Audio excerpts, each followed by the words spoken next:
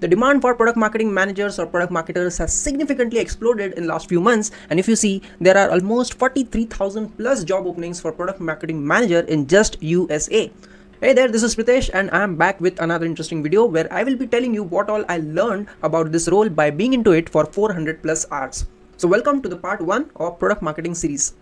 So getting to the first point, who exactly is product marketing manager or even a product marketer? So first of all, the manager term doesn't mean that this role is about managing a team. This role is more about managing the product and its marketing. So whatever it takes to make a product successful, that is what your role is. The product marketing manager does. So this is a unique function that sits in between product, marketing and sales. So to give you a graphical representation, this is how it looks. So there is a marketing team, there is a sales team, there is product team. So you need to collaborate with everyone to make the product successful in terms of revenue, in terms of traffic, in terms of exposure, the fit into the market. This is the role of product marketing manager. So just for your information, Apple was one of the first companies that kind of refined this role formally, and that's how this role blasted. You might be wondering what exactly is the difference between a product marketer and a traditional digital marketer. Look, it's all same at the core. It's about marketing. It's about selling something relevant to your core audience, and it's also about understanding your audience very deeply. That's all marketing, right? But marketing a software product is extremely difficult or different. Imagine a service or a business that you are marketing right now. It might be well established, it might be stable, and probability is very high that it's not going to change very rapidly. But at the same time, imagine a product, a tech product. When it launches in the market, it's very different. As it proceeds, as it gets feedback from its users, it keep on evolving. The engineers, the coders, the designers, everyone is working continuously while it's still getting sold, it's still in the market, and it keeps on evolving with time. So that's the difference, because in product marketing, you need to keep on thinking about new strategies to market the new features and what all you need to position in the market. Ultimate goal is to increase the user base by improving the positioning in the minds of the market and explaining what exactly you bring with that product. In tech products, there are primarily 3 types of products: B2C, B2B and B2D. B2C and B2B are quite common. It's also in non-tech products.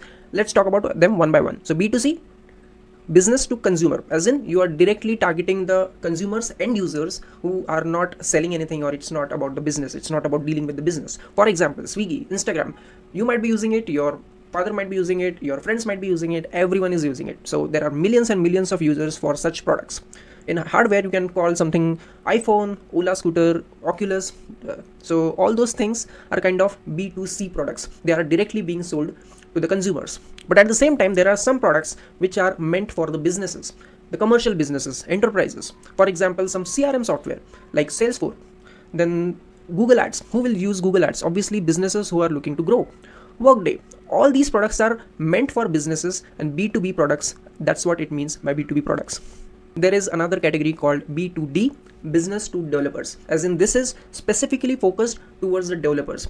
Be it Android Studio, where people can create Android apps, iOS SDKs, where people can create iOS apps, APIs. All these products are meant for developers to further create more technological software, more tech software. There are some products which kind of cater both the audiences, the consumers as well as the businesses. For example, Astra WordPress theme that I am currently marketing. So this is meant for primarily the agencies, freelancers, web designers who kind of create websites for their clients. That's one of the audience, that is B2B audience. But at the same time, it is also meant for people who want to create their portfolio, those who want to create a blog, those who want to create a wedding website or birthday invitation, anything that can be created on one page, or someone who is just looking to have an online presence. That's the audience that we are also catering, which is B2C. Similarly, there is this product called Notion. Notion is meant for individuals to organize personal projects and files, but at the same time, it's also meant for enterprises. It is targeting businesses. So there are both the audiences for this product, B2C as well as B2B. Similarly, this is another product called Xcode, which is meant for B2B as well as B2D. For example, a developer, an individual developer can use this product. At the same time, a business which is into selling the apps for Apple iOS, that can be also a target audience for this product. So this is how some businesses are meant for both the audiences. As a product marketing manager, how exactly I spend my time, and this is true for most of the product marketing managers over there. So If you see, you might imagine that most of our time is going into marketing activities, but that's not the case. If you see, I just spend around 10% of my time into real marketing activities that involves the recurring activities like email campaigns, social media posts, blogs, all those things, and the launch events. Sometimes we launch a feature or maybe a product. So that's the 10% of our time that goes into those real activities. 30% of our time goes into the communication part, calls, slacks, helping other team members, collaborating with teams. That's a very major role that we play. Then there is 40% of our time goes into the IC work, which we call individual contribution. That can involve researching something, creating documents or SOPs for the team, then analyzing reports and making decisions out of that. So this thing takes 40% of our time. And currently I am expanding my team, so 20% of my time goes into interviews, looking for the candidates, assigning them things and having collaborations with them. That's also the time that I'm spending right now. Overall, if you see the visible part that you see from my role, it's that we are designing landing pages, promotional videos, we are publishing announcement posts, emails, and lots of things.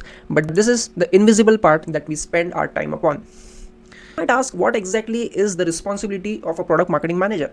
I would say it changes based on what the phase of that product is. So there are some products which are just launched. They are still not known to many, nobody's using them, they are just kind of getting minor traction. So that's the introduction phase, recently launched.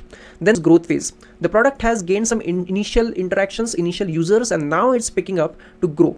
Then there is maturity phase, as in this is when the competition arises. There are many competitors that you are competing against and you need to kind of hold your position in the market. And then finally every product has a declining phase. That's the reason you might have seen many companies keep on launching new products, because the old products keep on declining with time. Now you got an overview of every phase that a product has. So based on that, a product marketing manager's role keeps on changing. So for example, a product marketer is working on a product which is into introduction phase. So that person has to define features, make the market research, understand what exactly the users are asking for, make the product, implement those changes, and quickly launch those features very fast. That's the job of product marketer in this phase. So for example, there is this product that we have recently launched. This is SureDash. This is meant to design dashboards for logged in users, and this is rapidly making its change log updated. It's rapidly launching the features, and that's how this is in the introduction phase. Any product that you see on Product Hunt, most of them are into introduction phase. They are just basic, they are recently launched, and they are into introduction phase. The growth phase, where the product marketer, real job of that product marketer is to kind of stabilize things, collect the feedback from users. Now there is sufficient traction that's getting on the product, so the marketer's role is to work on that feedback which the users are providing. Now the messaging, the positioning of that product has to be stabilized. That is the job of product marketer. Then again, whatever feedback is being generated from the users of that product, that needs to be communicated to the product team, to the developers, and that's how the shape of the product is evolved. Great example of such product which is into growth phase, it's ChatGPT. It's rapidly growing its users, it's rapidly evolving with its features, and a lot of things are going. They are raising funds, they are spending a lot of money on developing new features, and it's rapidly growing it in the market share as well. Example of such rapidly growing product is our SureCard. So this is already a number 2 product after WooCommerce in WordPress industry for building an e-commerce store. So this is rapidly growing with its user base. At the same time, it's continuously iterating with the feedback that users are providing. Comes the maturity phase. This is where the product kind of slows down to evolve with its features. The users are stagnant or maybe growing, but slowly growing, not as it was in growth stage. At the same time, the competition has evolved, a lot of products around it, and the main goal of the product marketer becomes to retain the users, to keep on updating the positioning, to refresh the positioning, and at the same time highlight how it differentiates between the competitors. So for example, iOS, many people complain that iOS is not bringing any major update. Apple is not bringing that in iOS. The reason is that it's a stable product, it's a mature product, and now they can't launch features rapidly because it might bloat the product, or it might just end up being a bad user experience. Same with example in our case would be Astra WordPress theme. This is competing with 13,000 plus themes in the WordPress repository, and it's still managing to rank number 4 in terms of usage. As in, this is one of the most popular themes in the world with 2 million plus websites which are powered by Astra. So every new feature that we release will affect millions of websites, and that's the reason this is now a mature product. The features won't be coming too many of them, like we will keep on releasing a few features every quarter, but it's not that similar to how a growth phased product looks like. Like who exactly product marketing managers work with? So they mostly report to product managers. Product manager is someone who looks after everything, be it business decisions, developers, designers, marketers, everyone. Within that, product marketer also plays a big role in that. There are some collaborations with designers, digital marketers for running campaigns, then developers, sales and support people, and then of course some external vendors and freelancers.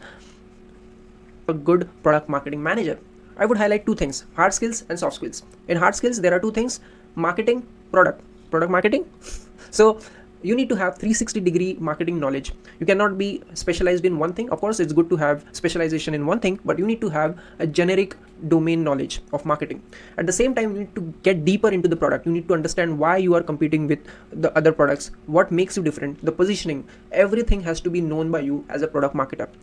And this is specifically important for B2B products. In B2C in general, you are the user of that product, but for B2B, you need to have that understanding. For example, consider Google Ads. If someone who has never run any ad campaign over Google Ads, how will that person even know what exactly the product is all about? So this is how you need to have understanding. You need to be the user of that product. That's important. And then finally, soft skills. As you might have realized by now, it's all about communication. You need to talk to the stakeholders, you need to talk to the users, you need to talk to the team and get everything implemented. So this is all about communication. Your soft skill thinking is a must-have skill for this role. Now you might have realized this is a tech product and you can track literally each and every single thing. You can monitor everything. And with that data, you need to make informed decisions for the product. And that's why analytical thinking makes an important skill. Third important thing that you require for this role, because as I said, the product keeps on evolving with time. You cannot get stagnant in your role. Hardest part for a product marketing manager. The hardest part is to identify the right positioning in the market for your product. There are several amazing products which failed absolutely because they had a terrible positioning in the market. For example, Tata Nano. It was such an amazing product, but what exactly it led to failure? Because it was positioned as a cheapest car in the Indian market, where people care more about the status symbol. They don't want a cheapest car at their home, and that's the positioning which led to that disaster. Part for the PMM role over here is to keep on evolving with the time, as in the landscape keeps on changing, the competitors keep on evolving, then industry demands are changing, the product roadmap changes because everything changes. For example, recently AI started booming. Everyone wants to have AI in their product, and that's the demand of the industry. So that's the hit that takes in the product roadmap, and you need to evolve accordingly. Create GTM framework. This is the easiest framework. We will have a dedicated video on this, but this is a 3-step framework that I will share in that video. First of all, you need to understand the product, what exactly your product does, what makes it valuable, what it stands out against. Then understand the audience, know the exact user of your audience, who is exactly using your product. That's important. Then plan the is about the distribution. So you need to distribute your messaging, as in first you need to analyze where your target audience is mostly found, and that's where you need to pick the channels and strategize your messaging. So it can be ads, partnerships, directories, events, SEO, anything. So based on the audience, based on the product type, you need to plan for the distribution. Is product marketing management for you? So just 3 things. First of all, you must be a generalist. You should have knowledge of 360-degree marketing aspect. You need to know what all it takes to market a product. Secondly, you must be interested in tech products. You must be actively involved in development of product. If you are interested in that, but not as a developer, but from business side, then this is for you. And finally, you should have creativity to market the product in the best possible way. So these are the only things that are required for product marketing management, and that's all. The video where we talked what exactly product marketers do, and in the upcoming videos I will be sharing each and every aspect in detail, and these are the resources that you can refer to, which I also used in this video. So feel free to go through them. I will link this document in the description of the video. See you in the next one. Till then, take care and goodbye.